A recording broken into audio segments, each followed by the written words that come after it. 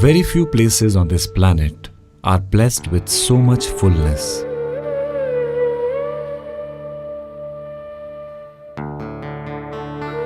Nestled nearly 21 kilometers outside the busy Silicon headquarters of India, Bangalore is the Art of Living International Centre, popularly known as the Sri Sri Ravi Shankar Ashram.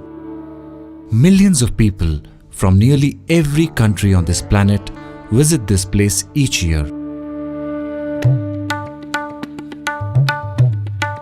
It's not just a holiday that they come seeking for, they come here seeking something more.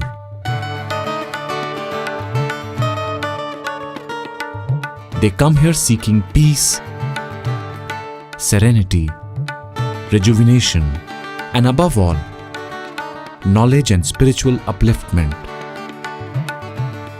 The ashram is home to everyone who enters its gates. On an average, around 1 lakh people visit this place every month. While 700 live permanently on its premises, the rest come here for a couple of days to attend the immensely popular Art of Living courses, to learn meditation, to unwind and recharge. But most importantly, to catch a glimpse of their beloved master, Sri Sri Ravi Shankar. You can easily call this place the largest extended family in the world. There are 1100 rooms, an 18,000 square feet kitchen, a 40,000 square feet dining area that caters to thousands of people every day. There are no holidays for this kitchen.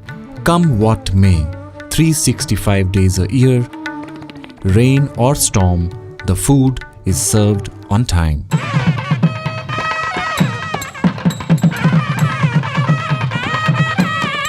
Navratri, the 9-day period from the new moon day to the 9th day of Ashwin month, is considered auspicious. It is one of the biggest festivals celebrated at the Art of Living Ashram. Pujas, homas, prayers, singing, dancing, meditations, food and festivities are the hallmark of these grand celebrations that continue for the 9 days. Lakhs of people from all sections of society, from all over the world, gather here to witness this grandiose spectacle of divinity and faith. Today is Ashtami, the 8th day of Navratri. It is the pinnacle of pujas, homas and celebrations. Nearly 75,000 people are expected at the ashram today. They all will be having prasadam, or the customary blessed food, at the ashram kitchen.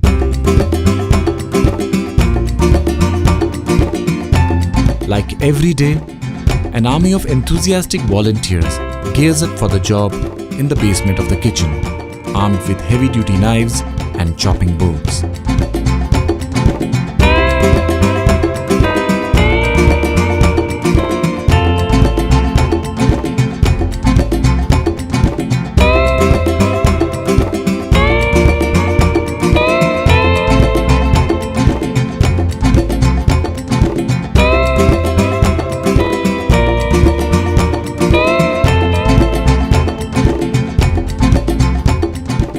Today for lunch, the menu is plain rice, curd rice, rice payas, puliogre, moong dal halwa, aloo karamani sabji, ubattu, papad, sandige, sweet bundi and khara bundi.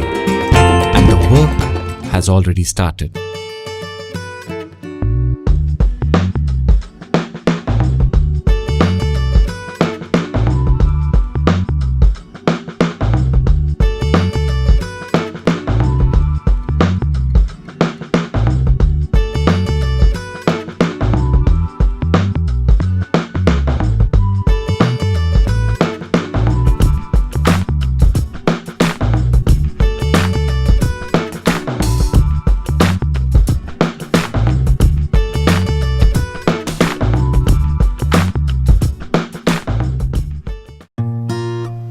A cylinder of cooking gas in an average household lasts up to 2 to 3 months. But if you have a stove like this, then not more than 25 minutes. On an average, 180 to 200 cylinders are consumed by this kitchen in a month. And it is not the only source of fuel. This huge steamer heats up to 1,000 gallons of water, which provide enough power and steam to cook rice and boil dal and vegetables. This mammoth steamer consumes 1 ton of eco-friendly fuel bricks every day. The cooks of this massive kitchen are masters of their craft. They don't need to measure salt and spices by tablespoons. A few kilos sprinkled just with a rough estimate by these master chefs turns out to be just right. In these 9 days of Navratri, a mind-boggling 125,000 kilograms of food items have been consumed. 30,000 kilograms of rice, 7,000 kilograms of potato, 2,000 kilograms of ghee, 9,000 kilograms of tomato,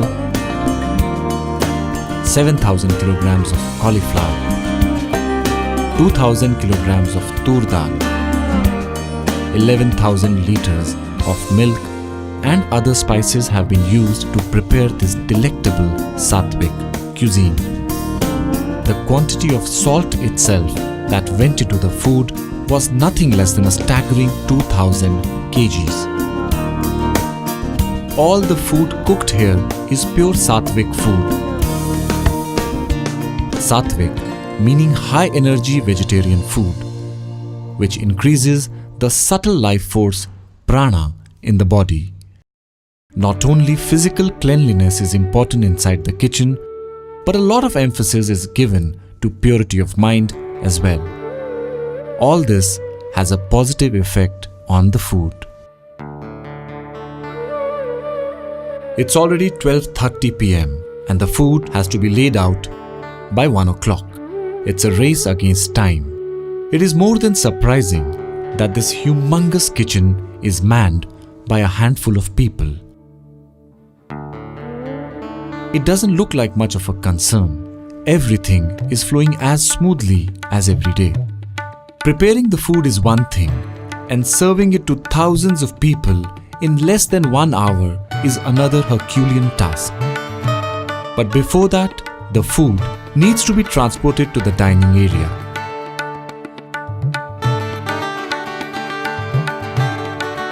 They've cut it just in time.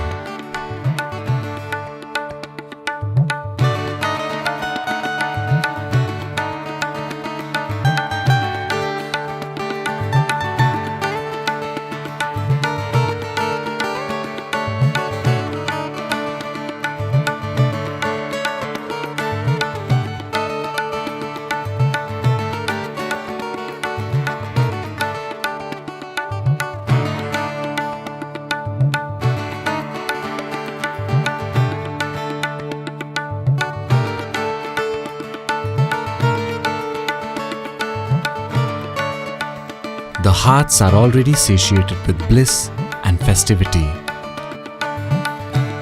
And today, nearly 75,000 people have gone back with a satiated stomach.